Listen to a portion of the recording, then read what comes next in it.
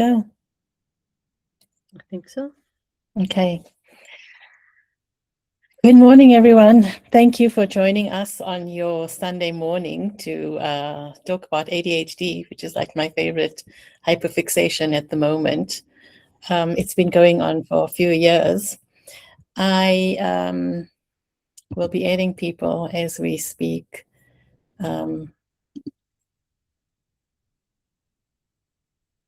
Whoops. Okay.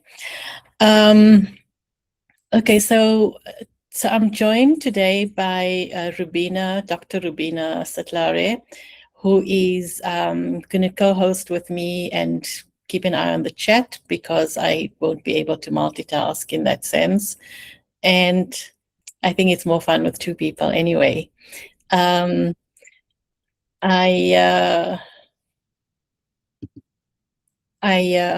To introduce Rubina, Rubina is an educational psychologist who is based in Cape Town, but she works online as well. And she has about maybe 30 years of experience in academia. Her specialization is life design, which is using your life narrative. Rubina, please feel free to jump in if I don't get it right. Your life's narrative and your life story to design your life and make career decisions, and take the steps forward into your professional life that aligns with your life and your story. Yeah, am I missing anything else? No, that's perfect. Thank you. All right, cool. Okay, so that's Rubina. And then as far as I go, so my credentials in order of importance are listed. And my most important credential is that I am late diagnosed ADHD. And for me, it's this powerful, it's like a super powerful experience, being able to understand ADHD and speak ADHD speak from a lived experience perspective, which is very different from the bulk of ADHD research, which is ADHD being viewed as an other. Okay. Then I'm also from what we would call a neurologically mixed family, which means in the five of us are all, I'm going to just share my screen. All five in my family have some form of neurodivergence. There's a mix of ADHD, ADHD, just autism on its own. Okay, and then following that is my, I just completed less than a year ago, my master's in clinical psychology at UCSI University in Kuala Lumpur. And my research was on the lived experiences of South African ADHD women. It was a very powerful, for me, qualitative study to validate my own experience and find solidarity among my fellow ADHs, and then also getting to see the broader experience and the broader research and discourse around ADHD and women in particular. And then intersectionality has been at the front and center of my work. I've been working as an intersectional, or writing around intersectional unschooling and practicing it in my own family with my own children and myself. And so part of my TEDx talk on education as a practice of freedom is also informed by my intersectional lens. All right. Okay, so let's get going. Can I ask you guys in the chat to share anything about yourselves that you feel comfortable with in relation, obviously, to the topic? I know you filled in the form, but just for everyone else to see, are there fellow ADHs here, people, supporting those or in relationship with other ADHDs, and or just the curious type. That would be nice to see. And I'm assuming most of you are from South Africa, but if you're not from South Africa, you feel free to just say where you're from. I'm going to open the chat also to look. Oh, hello. Okay, cool. We'll monitor it when you feel comfortable to share. Okay, so let me move to the next slide. So this is the thing. For so many of us, or some of us, but I think many of us, life seems to be much harder than it seems to be for others. And a lot of that wondering is, why is that? Okay, so now these are some of the memes I'm going to share with you that I just screenshotted off Instagram. And let us know in the chat or to yourself, whatever you're comfortable with, is how many of you relate to any of these? Or do you know someone like, oh, that is so like my mom or my sister or me? Okay.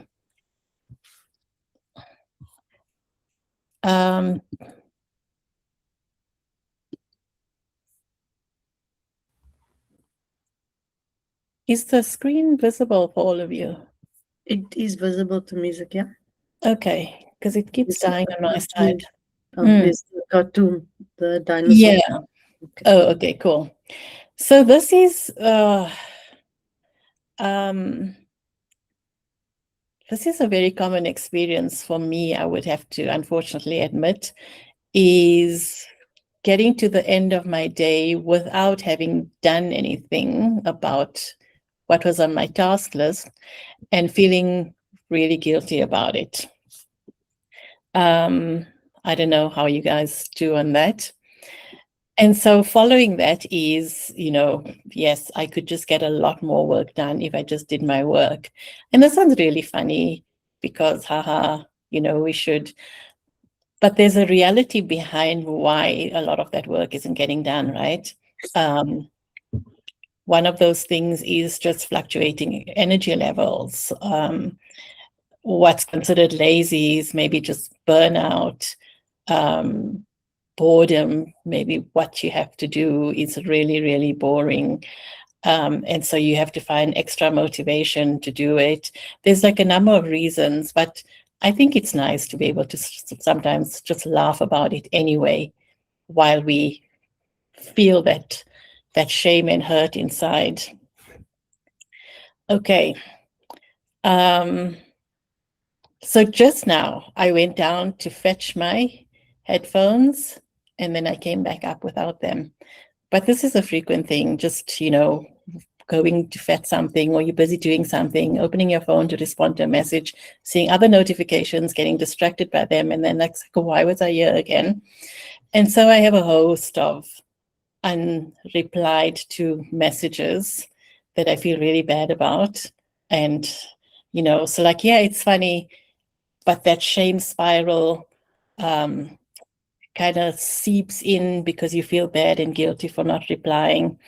And then there's all this, and you're also tired from not getting things off your task list or low energy. And all that sort of compounds. And then we say, yeah, life actually is quite hard for me, for a lot of us. Okay. Getting started is a big challenge.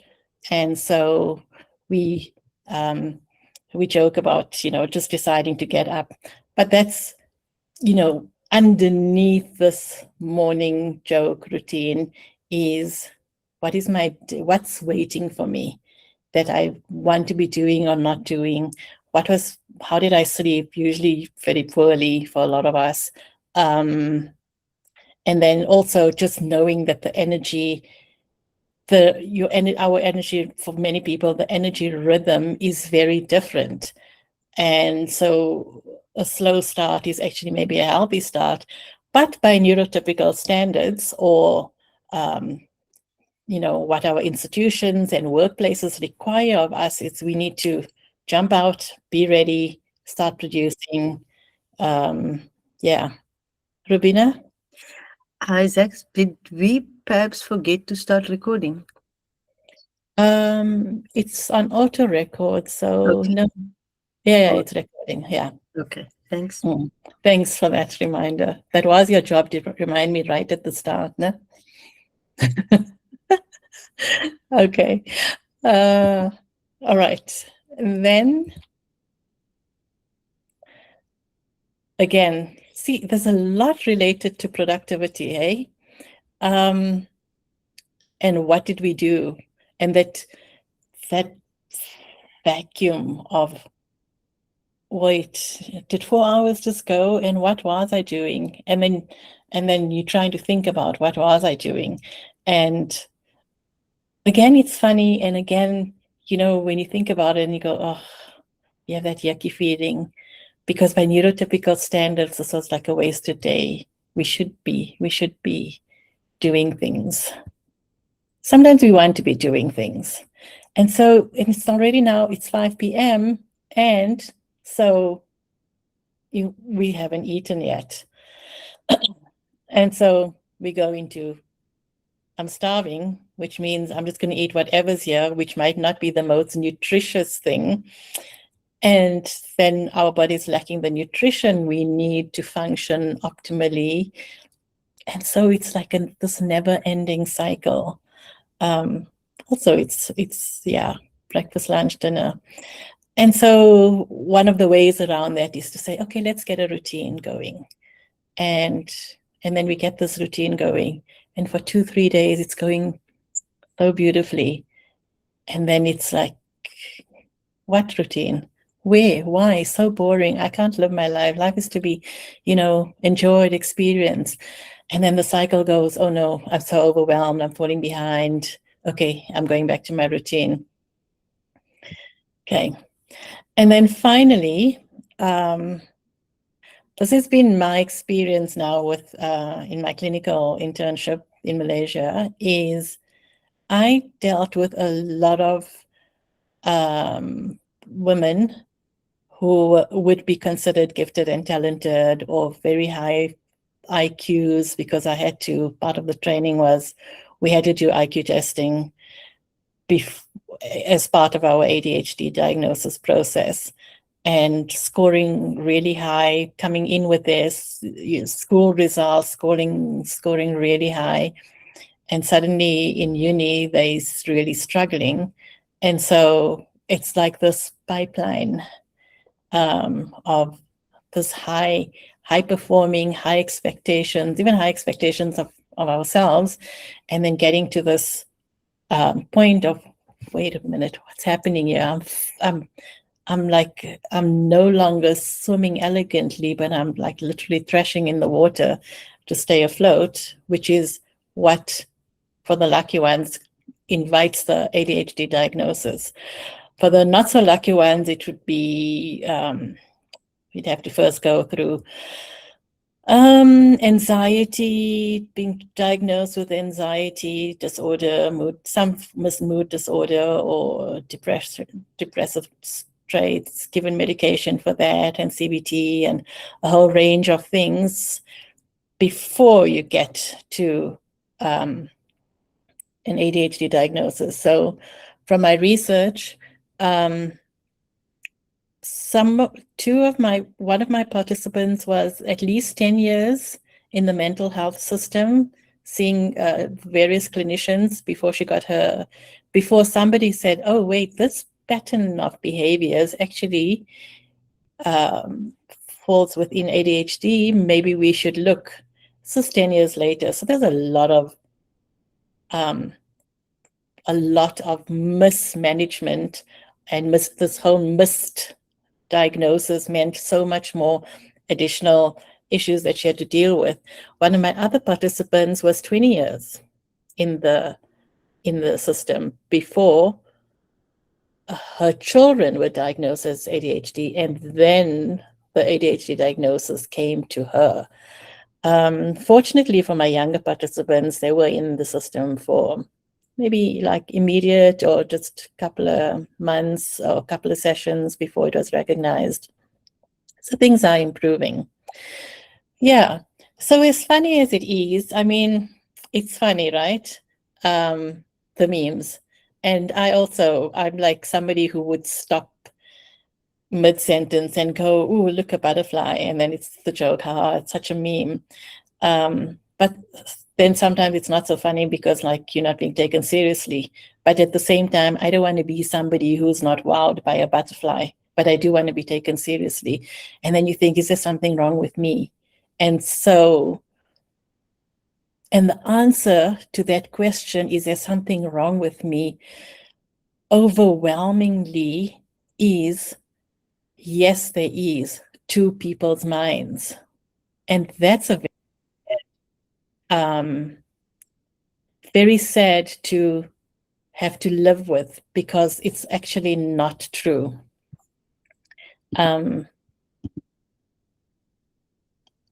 Sorry. So question is, for you guys, is how many of you have navigated a large part of your life wondering, is there something wrong with me? Or still navigating a part of your life wondering, is there something wrong with me? Is this a box? I don't fit into this box. Is it even a box? What, is it, or not, maybe not, is there something wrong with me, but just not seeing a pattern, but just, okay, this is a personality flaw, this is a personality flaw, this is a personality flaw. And thankfully, like, you forget. So by the time you get to the next personality flaw, you forgot that you had 3 incidents this morning that you were very upset with yourself about. Yeah. How does it come? What's your experience with your self-dialogue? I'm seeing just one comment in the chat. Thanks, Nicole, for sharing. Please feel free to share other experiences as well to attendees.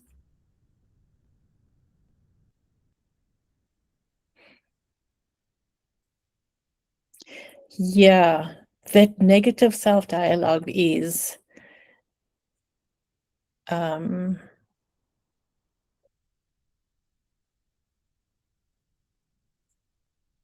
negative self-dialogue is so, it's like this noose around your neck that stops you from breathing freely.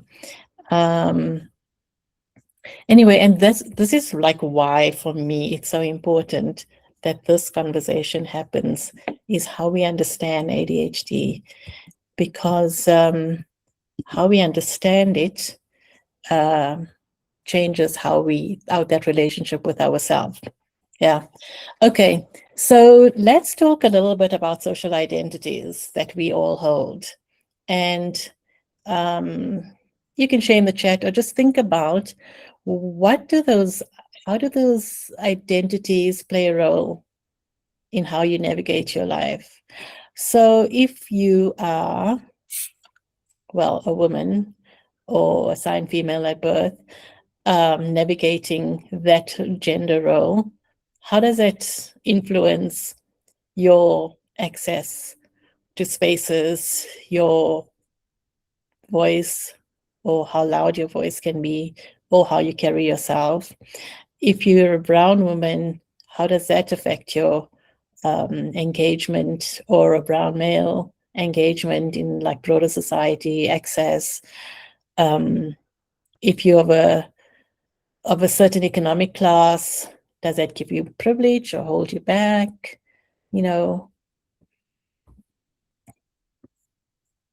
Can we agree that we don't actually navigate life, that all our identities are influence how we navigate our lives, right? And those identities are, age is huge.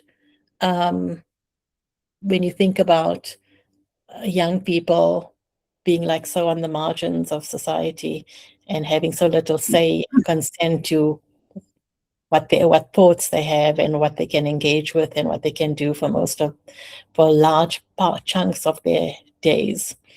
Our nationalities, some nationalities are really struggling. If you're looking at what's happening in the world right now, where their very existence is at stake. Sexuality, your physical disabilities, and then also your invisible disability. And so these identities kind of intersect, and there's almost like layers of identity. And coined by Kimberly Crenshaw, intersectionality is the understanding that our identities overlap. And those identities are tied to systems of power that intersect to shape our unique experiences of privilege, of oppression, and of access. So if you are ADHD or you neurodivergent or you whatever you are, it's not just that. It's ADHD plus your gender, plus your race, plus your economic class, plus your age. And that's why the experience of ADHD is different for each person.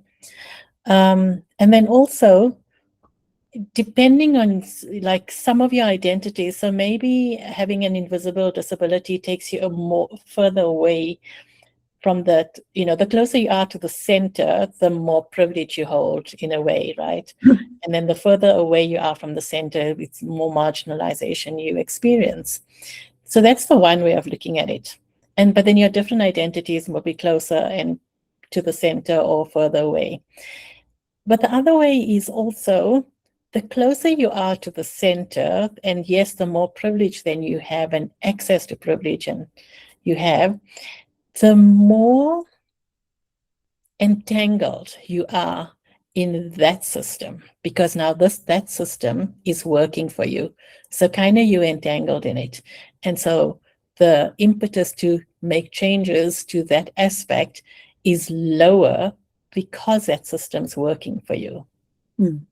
And so the further you are, the more marginalized you are, the more likely you are to advocate for change and to dismantle those systems. And this is the power of being neurodivergent and being on the margins, is that in advocating for change, you actually creating a much more inclusive world for everybody. I mean, like all the privileges that we enjoy, that we have a weekend to do this, is because marginalized workers fought for having days off, whereas before that didn't exist, that kind of thing. So understanding our neurodivergence not as something as, oh, I'm struggling, oh, I'm not productive, oh, I'm this, oh, I'm such a failure, is there's a system that I'm functioning in that actually excludes me and also excludes so many other people. So there's a solidarity. And hey, let's see if what kind of changes can I make as an individual, and what kind of changes can we make as a collective? Because we are part of a collective. Okay. So yeah. So the flip side of that could also be complacency within that reality, rather than exercising agency. With it's too difficult. This battle, or even with allies or with all the solidarity, it's easier just to be complacent and say, oh, I've got ADHD and I don't need to achieve my potential or achieve my goals. Sort of one has to keep that balance. Yeah. I mean, it's true, hey, but I think that complacency comes from actually exhaustion, or from like for so long being told, being provided with limiting beliefs. And so that idea of I might as well leave it, because actually your belief is that this mountain is too high to climb. Yeah, it's a bit of like And the self-sabotage, negative talk. yeah, yeah. Mm. And then there's also the whole, there's that, and then there's the, oh, I'm using this label to make excuses for myself. Or actually, I don't, people like you get told you're using your label to make excuses. So yeah, the discussion it is a nuanced discussion, and there are so many layers to it. Yeah, thanks, Rubes, for that. So yeah, so why intersectionality matters so much is, well, you need to recognize our own privilege and also where we upholding systems of oppression. Right, but we also have to recognize, and I think this would be more for like clinicians, or yeah, I think mental health clinicians, to recognize that the people they're seeing, depending on their identity, are doing a lot more translating. So if you think about double empathy, or, let's use another word, ways of communicating, there's a lot more effort that has to go into how we communicate, depending also on whether you find yourself as a brown person in a predominantly white space. How much of masking you have to do, maybe as a woman who feels strongly in a space that doesn't have any room for any kind of feeling. It's just, it's almost like an emotional vacuum. How much of labor goes in? So all those things have an effect on how two different people would experience ADHD, and why they would present with different challenges, or what the emphasis of each of their challenges would be.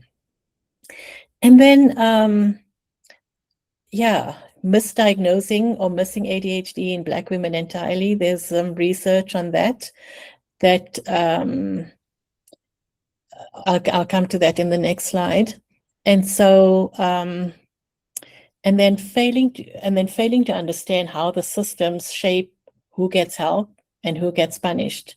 Also, who has access to go and get a diagnosis, or if they need one, who has access to be able to access medication, and who's allowed to feel overwhelmed. Okay. So this is the research. I was just, this is a review looking at in the United States, and I didn't really find anything for South Africa, but basically, white individuals are 26% more likely to be diagnosed than Black individuals, who are more likely to be diagnosed with a conduct disorder. So that's a serious problem. And that's why we need to be very intersectional in how we understand behaviors, attitudes, emotions, responses. Okay.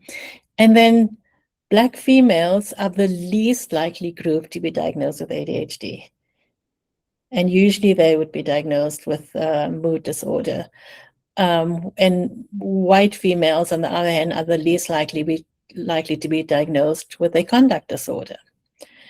And so for me, this idea has to sit center and front at the front, through which we view experiences, our clients, our own lived experience. Okay, so the way we understand ADHD shapes how we feel about ourselves, which influences how we navigate the world. And for me, this is like the fundamental issue, is that it's very hard to get into any kind of taking steps towards like thriving in this neuronormative world without having an understanding of what actually is this ADHD or neurodivergence in general in this world. Because without that grounding, it's really hard to like be self-compassionate. It's then much easier. I mean, all that negative talk, the self-talk and the things we've heard about ourselves comes from a lack of understanding of what ADHD is, what it, how it plays out, and how we don't make space for different ways of being. And that's why that's what I love about the idea of neurodiversity. It's that there's so much diversity, like almost an infinite diversity in how our minds, our human minds, our mind bodies engage, our nervous systems are. So it's not, there's as many people as there are unique ways of being. It's also not exclusively just brain wiring. It's all of it, because, how you sense, how you deal with like your senses, your how you deal with noise and light and all of it. It's there. It's not just like literally how you think or patterns of thought or attention or inattention. Neurodiversity is a biological fact. It's not really up for debate. It's not even like everyone in your family is different, So, and then in terms of language, neurodiverse would be the plural noun referring to a group of people that have all their own unique neurotypes.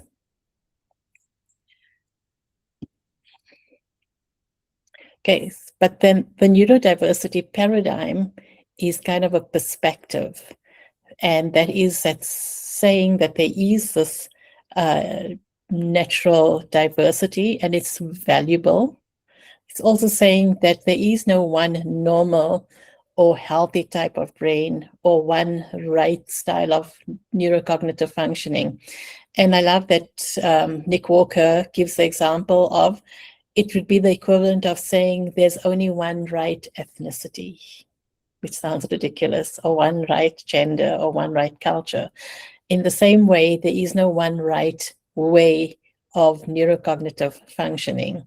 There are ways that of functioning that are more suited to the world, the way it's been designed, and that comes with its privileges, but it's not a right way. And so neurodiversity itself then is incompatible with that word disorder or deficit. It's a descriptor of the diversity of humanness. However, your experience is then, it's also part of like a social power. It's your neurodivergent experience is also compounded by other inequalities like ethnicity or gender or culture, if that is one of your identities. Okay, let me just go back. There is kind of a misunderstanding. I think I think there's a book, Steve Silverman's book on neurotribes, that's in which he said Judy Singer, I think, coined the word neurodiversity. But that is actually untrue. And there's been a paper recently on that this word emerged out of pre-Facebook and social media, one of these email list groups where neurodivergent people who weren't using that language, that people who definitely recognized that that the way they functioned and thought was distinguishably different from their majority of their counterparts. And they were trying to grapple with this idea because they did not see themselves as a disorder or see themselves from a deficit-based lens. And so the word neurodiversity then emerged in those discussions. Okay. And then the word neurodivergent and neurodivergence emerged from Kasiana Sumasu, who is a disability activist and writer who's also multiply neurodivergent himself. And so neurodivergent would include anybody who is not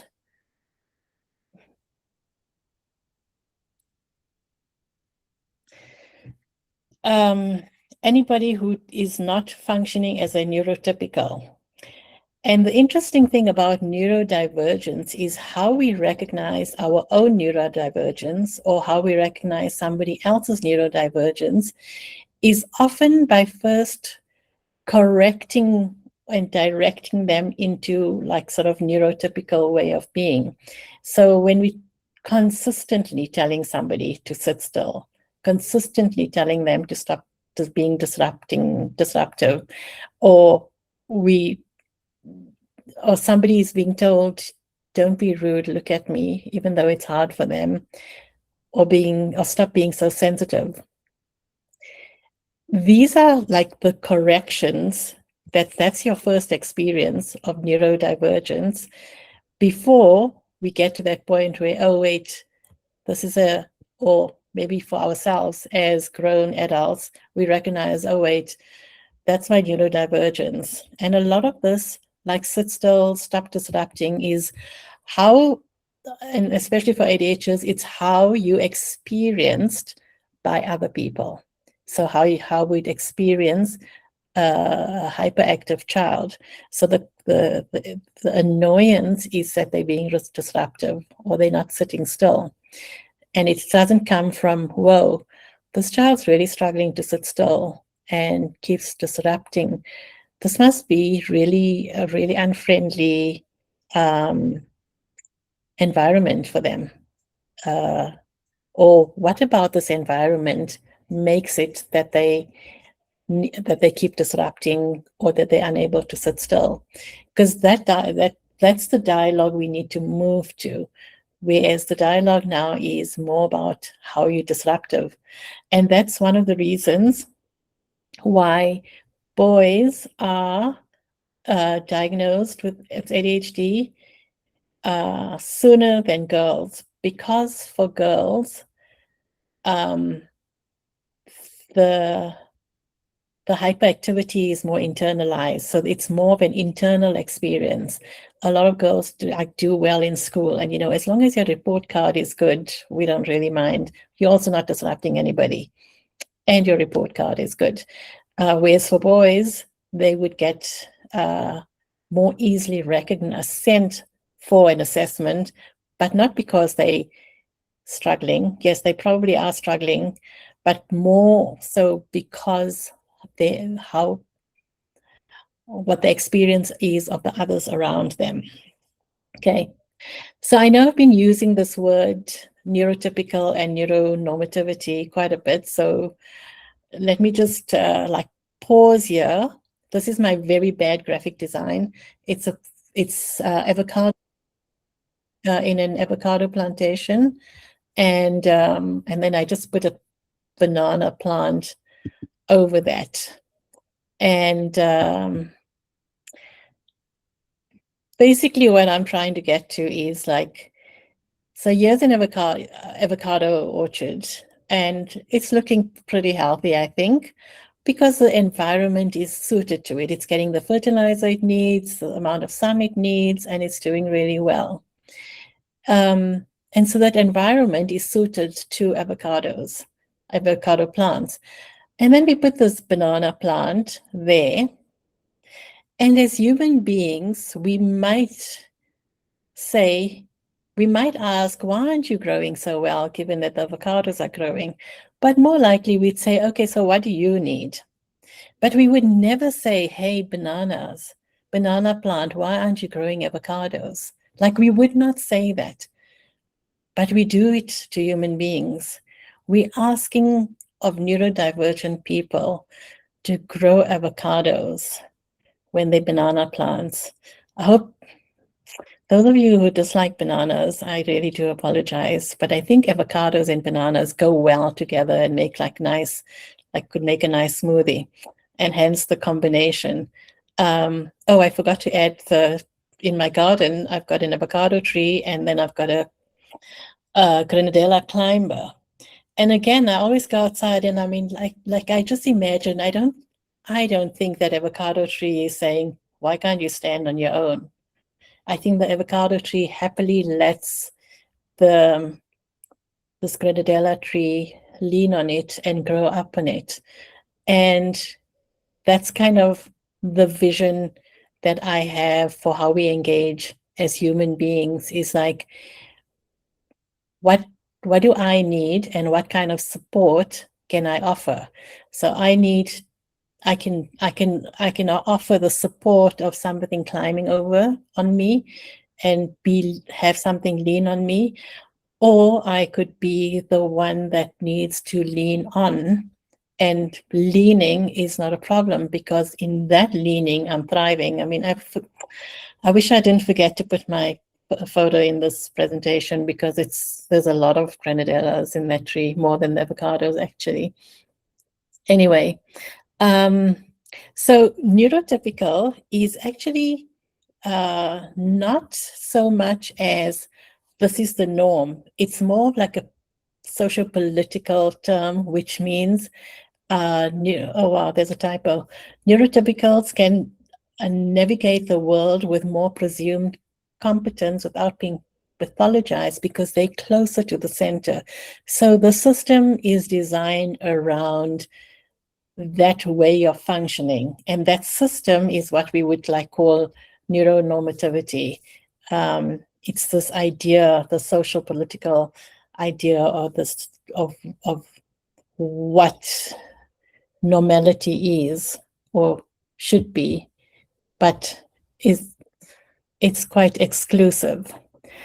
So in terms of language, then we would say, let me go to the slide rather. Neurodiverse, being a plural, we talk about, like many people, our team is neurodiverse. We have ADHD, autistic, and neurotypical members. And then neurodivergent would be the adjective, where neurodiverse, I think, is a collective noun or noun. Neurodivergent would be the adjective. It's describing your particular way, neurotype, or that you are of a neurotype. So I'm neurodivergent, or ADHD in my ADHD, or I'm neurodivergent and dyslexic, and the type of neurodivergence is like dyslexia. And then neurotypical is also an adjective descriptor. It would be, so my husband's neurotypical and doesn't struggle with bright lights the way I do. Okay, let's pause here, and let's just, if we had to look at ADHD through a neurodiversity lens, then instead of saying I can't focus, or just pick one, any of the ones that speak to you, I would say through a neurodiversity lens, I'm so impulsive, which is what we've been told, or lazy. I'm going to look at the chat quickly.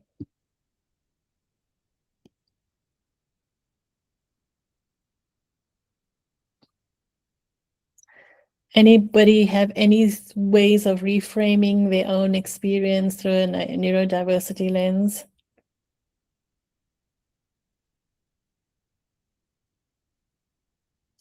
Is it Sunday morning? Okay. Rubina, you want to give it a try? I'm just thinking the impulsive. I can reframe that, because I find the impulsivity generates different way of doing things. And then later I'm kind of impressed by it sometimes. Other people are not always impressed. No, of course not. Yeah. Exactly. So here's some reframes. Instead of saying I'm impulsive, it's I trust my instincts and I act quickly. And yes, sometimes it serves you, sometimes it doesn't, right? That's just the way it is. And I'm lazy. And I must be honest, I spend many days saying, I don't say I'm lazy, but I'll say I'm feeling really lazy today, which kind of shortens it. I haven't managed to get rid of that word lazy from my own inner dialogue, which I guess just speaks to the whole. I mean, I am late diagnosed at 50 plus, so that's my excuse. It's sort of like getting there. But yeah, my Exactly brain. that one. Mm, I often like with parents or teachers. I try to get the parent or the adult in the life. I work mainly with, or often work with children, not many adults who have the symptoms of neurodiversity. And I try to make the adults aware that if a child is motivated, they will put in the effort and the time. So it's not laziness. There's something that's causing the lack of motivation. So I don't know if that speaks to reframing that I'm lazy. yeah, I don't see why not. Mm. The motivation is, I mean, we're very motivation driven. But Mm. even then, sometimes even you're feeling motivated, it's always layered for me. Like, Mm. um, and I think for me, I think the biggest one is energy, because there's the mismatch between my curiosities and all the things I would like to be doing and the energy I have to do. There's like a huge mismatch, which is a source of frustration. It's like, it's definitely not like a lack of willpower, or I just find myself on the couch more than I would Mm. ideally like to. Yeah. Mm.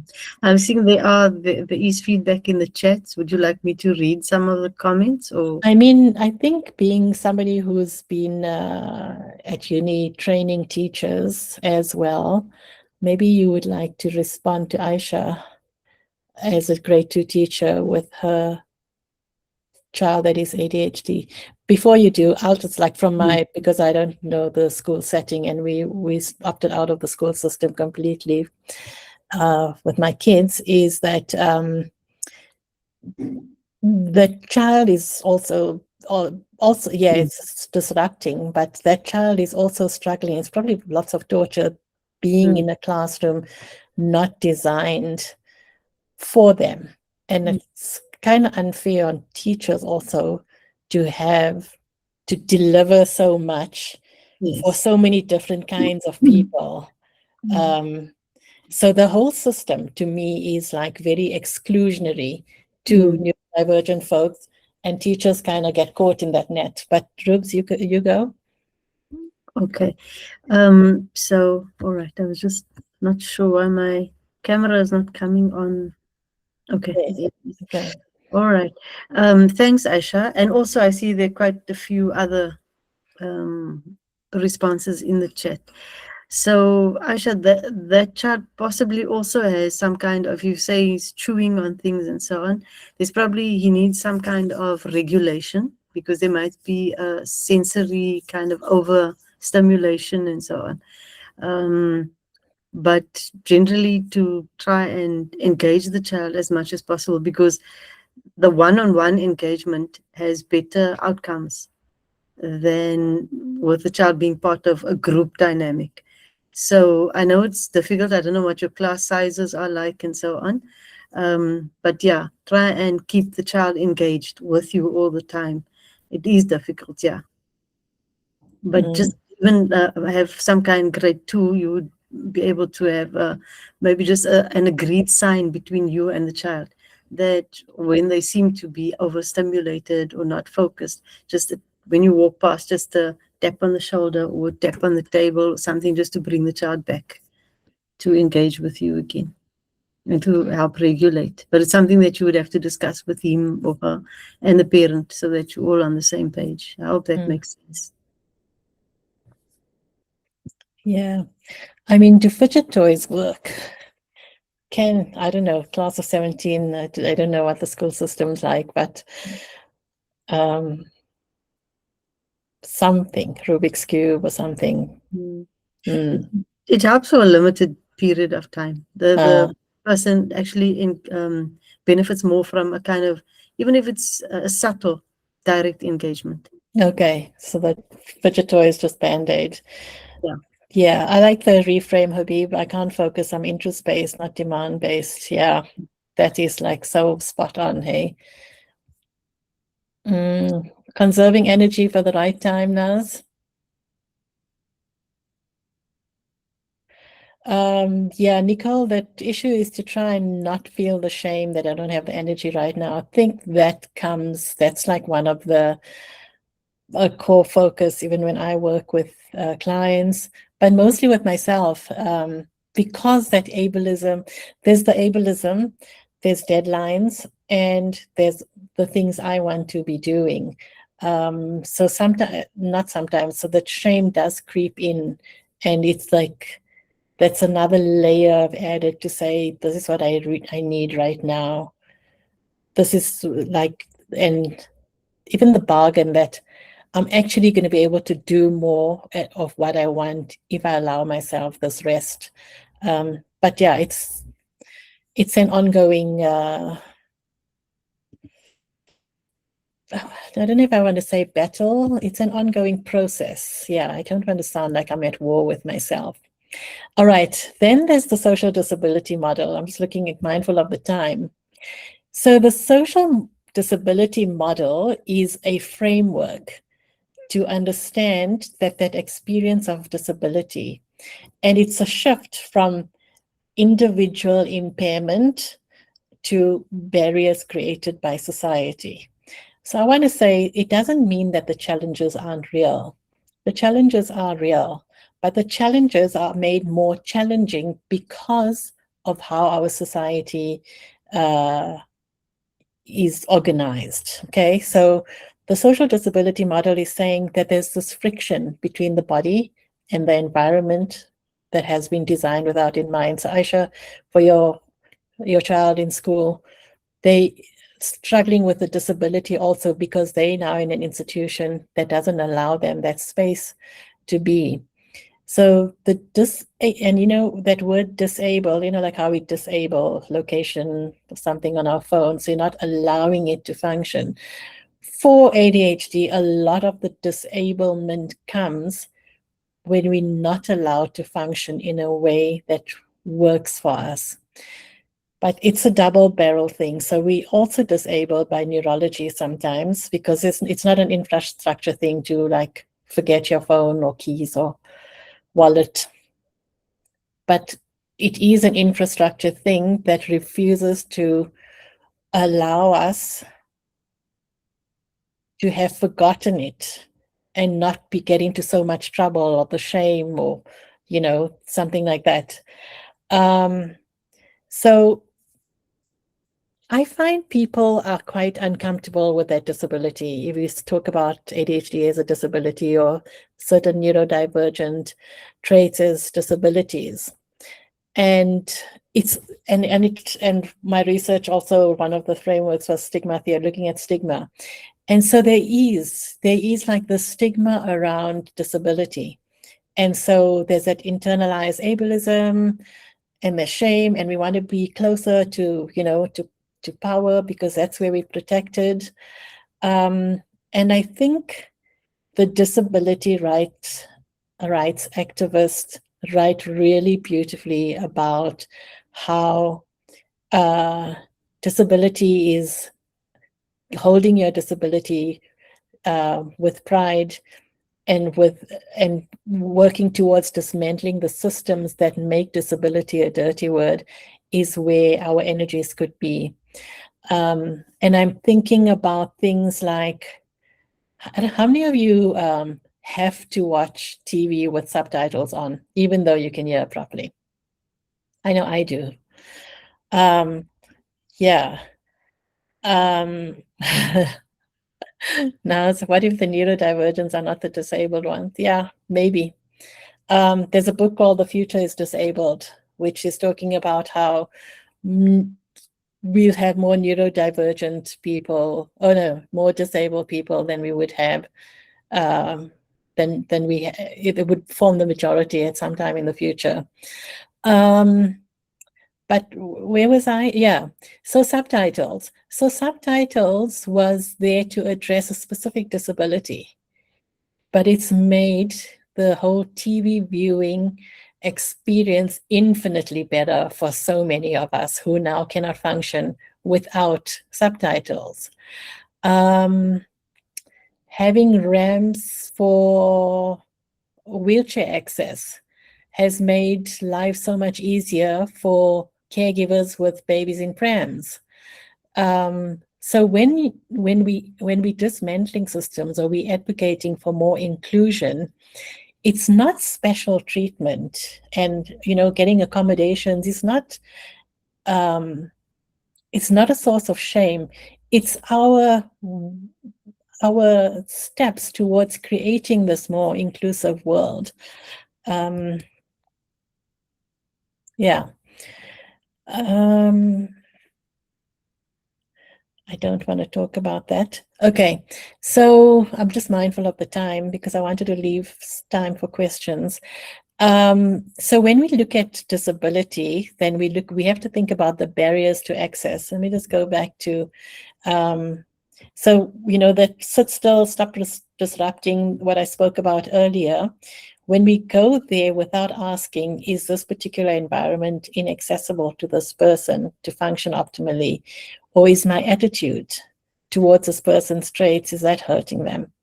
Or are the institutional norms that they expected to conform to that are exclusionary? So that speaks to like environmental, attitudinal, and institutional barriers that prevent one from thriving. So a lot of it is survival mode or just no access, rather than having that environment where you're not battling things that are avoidable, so you can just get on and thrive in a way that works.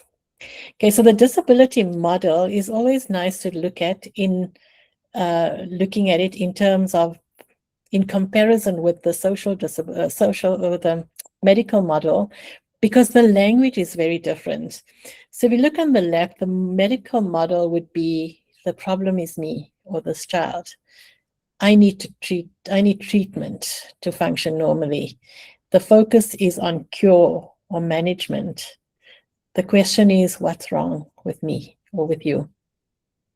And that's very individualized. And a lot of our mental health challenges are made as an individual issue, where individuals are not coping, and we're not looking at the broader system to say, what kind of system puts so many people into this position where they're not coping? Or so the social disability model then would say, instead of saying this problem is me, it would say maybe the problem is the environment, and that I need accommodations to be able to access equally.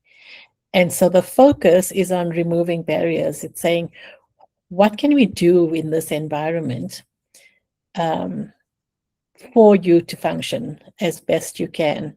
And what does the space assume about you? And so again, I'm not saying that the medical model, or like looking at it from like a DSM perspective, that those challenges aren't real. They're real and they're there. It's what we do with them and how we articulate and understand them. And if we stick to this medical model, then the focus is always on fixing this person and this person and this person. And so, and the goal in the medical model is like neurotypical is the goal, but neurotypical is never the goal because we bananas. We not avocados, or choose your thing, but I like being a banana. You know, and we shouldn't be expected to. But what we want to be is like really good bananas. Okay. All right. So like to bring it together then, the identity-led model, it's like the disabled person defines their own experience rather having it defined by medical professionals, the charity frameworks. And so even in the research, there's very, like 90% of the research is led by like around not just ADHD, but autism and neurodivergence in particular, is led by neurotypicals or allistics or non-ADHs, looking at an other and then trying to say, and the gatekeepers of the experience. Whereas I think the shift needs, or there is the shift where it's nothing about us without us. And so we want to be able to define our own experience. And so qualitative studies, ADHD qualitative studies, were so few and far between, like less than 1%, I would say, of studies where we actually asking ADHs to describe their experience. And so there's the gatekeepers of whether you are. And then which means our environment is like an active disablement of people's functioning. We've been through intersectional and systemic, so just that social construct. Disablement isn't inevitable. It's created by how society organizes itself. Sorry, Aisha, what did you had a question there? Or shall we keep it for later? Just seeing if it's like right. Okay, I was responding in the text to the question. Oh, okay. All right, cool. So I just pulled some quotes out from my own research about barriers, right? So one of them is, I didn't tell clients, this is talking about ADHD disclosure, because they would doubt my competence then. And so there's that stigma that's associated with holding a condition. There's that attitudinal bias where one of my participants was struggling at work and their boss wasn't recognizing their struggle. And then the boss implied that she was making excuses. Then there's systemic access and barriers. Another of my clients was treated for bipolar and epilepsy and a whole range of everything else. And it's 20 years later before she got diagnosed as ADHD after her children were diagnosed. And then there's the whole social invalidation. The social cultural aspect of invalidation is, where your immediate family actually don't believe you. And again, that's where a lot of that criticism comes in, and that making excuses and questioning ourselves then, am I making excuses or not? So, yeah. So the inclusion, so the shift I'm hoping you guys got out of this is not how do people fix themselves, is what needs to change so that all kinds of mind bodies are able to thrive. And that also means individual changes, like what are the steps I can take, not in upholding the system, but what can I do for myself as well, because I still have to navigate and function. However, neurotypical is not the goal. It's not the goal. I'm looking at the time.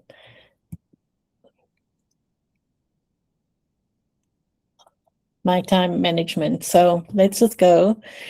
Okay, one of the things I do want to talk about is in the medical model that's informed by the DSM. A lot of the research was overwhelmingly based on young boys, and so the diagnostic criteria doesn't really accommodate adult women and the presentations of adult women. I mean, it's been changing, right? But there's still not, there isn't enough change for that yet. And now I think the DSM is going to be overhauled anyway. So the medical model, and also from my own engagements with in like ADHD groups, is there's so much anxiety going to get a diagnosis because you need to convince someone of your experience, and it needs to map to this list of criteria. And the first criteria, A1 or whatever, it says fails to pay attention and makes careless mistakes or something like that. And that word careless, and I'm like, okay, this isn't an ADHO who wrote this, because there's so much judgment in that word careless. It's like, yes, there are many mistakes. I mean, how many times I put my credit card in, but I wasn't careless. I double, triple checked, but I just swapped these two numbers around and failed to notice it in my double and triple checking. That's not careless.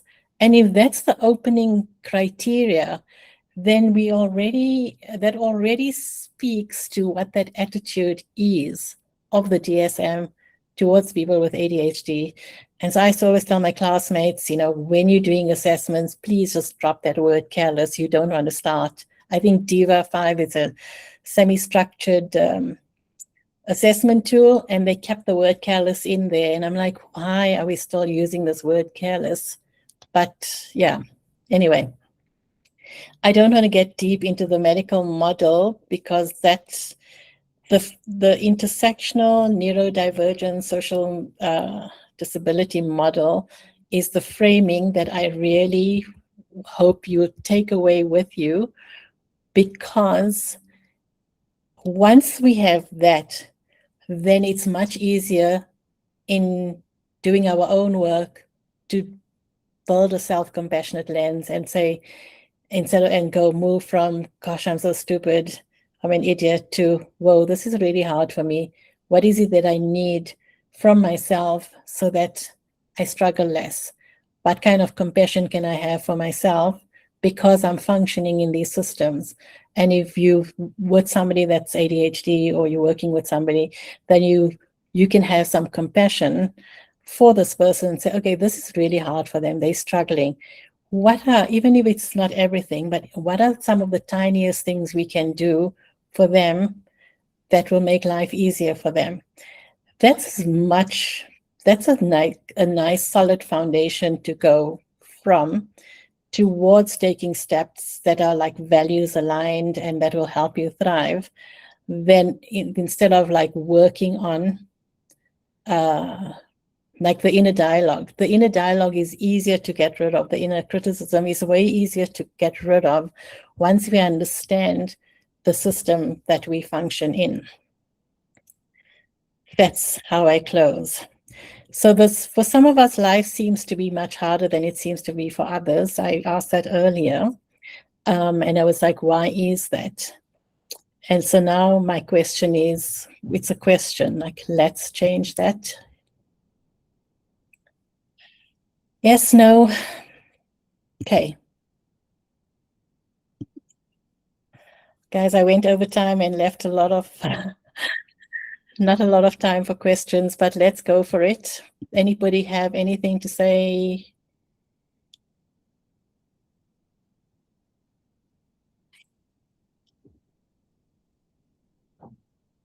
Questions?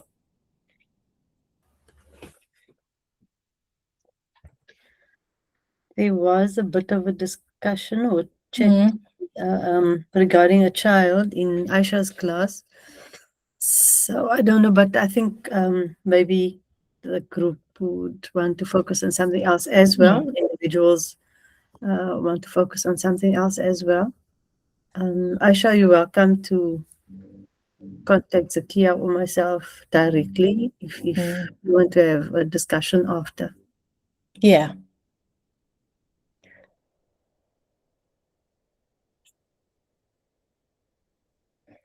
I mean, this question, Naz, that what if we neurodivergents are not the disabled ones, neurotypicals are, since they operate in such confines of boxes.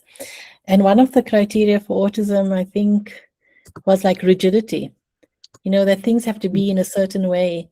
And I was sitting there and I'm like, but that's how neurotypicals insist it must be. Like, look at me when I'm talking, don't fidget, like for me, that's where the rigidity was coming in.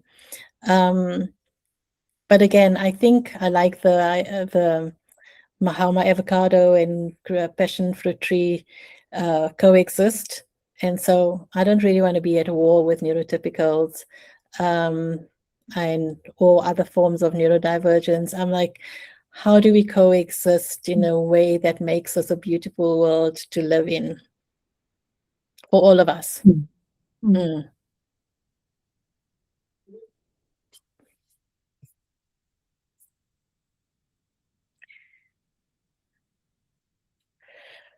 Okay, I think everyone's good for Sunday morning. Do you have any closing thoughts, Dr. Rubina? No, I think just sort of latching on to what you've said is the beauty of diversity. I think in South Africa we've somewhat managed to achieve that other countries that are monocultural or mono-religious and so on have managed. So I think we have some capacity in terms of neurodiversity to also appreciate that we all bring something to the table uniquely, and that's a beautiful thing, not a deficit. Yeah. Diversity in general is not a foreign concept here. So if we're just adding neurodiversity into our divergent diversity, it's actually not that hard. I hope. Yeah, but just the new vice chancellor at UWC, he started about a year ago, and he's actually like at university level, neurodivergence is not at all accommodated for. At school level, there's still somewhat of an awareness, but the strange thing is that in the medical faculties, it is the least accommodated. That's interesting. That is interesting. Well, I did notice most of the research around ADHD in particular was targeted towards school children in South Africa. Adult ADHD is minimally looked at. And I mean, I would understand why you want to give children the best chance they can. One can, to allow them to thrive. So starting there, but at the same time, there's, adolescents and us older adults who still need to function in this world. And so our ways of engaging are important, and just that understanding of how we need to engage is also important.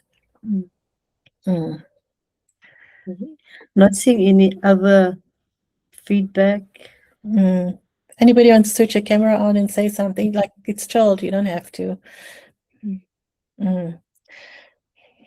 Hopefully everyone was still here and I'm sure like our minds were in and out. Hi, Nicole. Hi.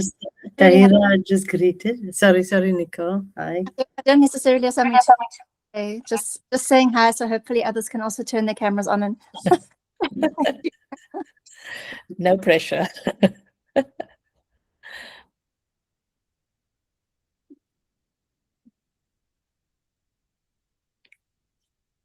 Your mic is off, Hajra.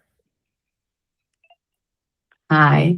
Hello. Thank you, Zax and Rubina. That was lovely and so clearly and well presented. And yeah, it was a good way to tumble out of bed on a Sunday.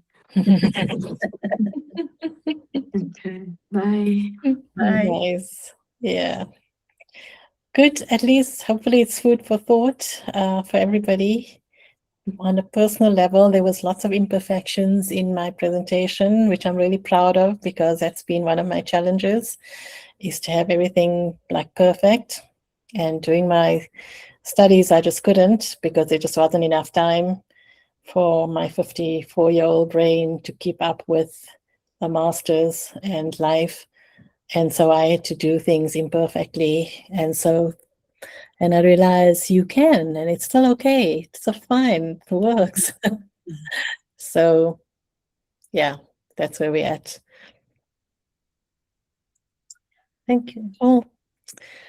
Okay, thank you everybody for coming through this morning. I did email you the link, so you now have my email address and you're welcome to reach out.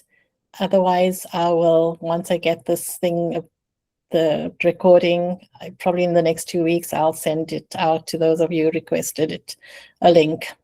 Okay. Cool. Enjoy your Sunday. Thanks, Rubina, for co-hosting with me. All right. Thanks so much. Okay. Really appreciate Thank you it. so much. Okay. Bye. Bye. Bye. Bye, everybody. Where do I go? There we go.